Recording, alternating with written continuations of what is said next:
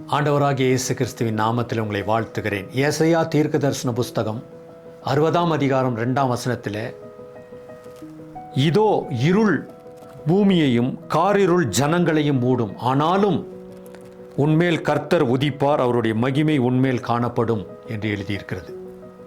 இன்றைய சூழ்நிலைகளில் நாம் பார்க்கும்போது தேசத்தில் பலவிதமான குழப்பங்கள், திடீர் என்று பலவிதமான பயங்கர செய்திகள், கொலைகள், கொள்ளைகள், பல சமுதாய குற்றங்கள் நடந்து கொண்டிருக்க நம்மை சுற்றிலும். ஆனாலும் அப்படிப்பட்ட இருள் மூடினாலும், காரிருள் வந்தாலும் கர்த்தர் நம்ம மேலே உதயமாக இருக்கிறார். அவர் நம்ம பாதுகாக்கிறார். அவருடைய வெளிச்சம் நம்முடைய பாதையில் காணப்படுகிறது. ஆகவே நாம் தடுமாறாமல் நடந்து போகிறோம். இது தொடர்ந்து நடக்கும். நம்மை தொடர்ந்து கர்த்தர் காப்பார். இந்த உலகம் எந்த சூழ்நிலையில் இருந்தாலும் கர்த்தருடைய பிள்ளைகளாகிய நம்மை காப்பார், நிச்சயமாய் காப்பார். அவர் உங்களை ஆசீர்வதிப்பார். ஆமேன்.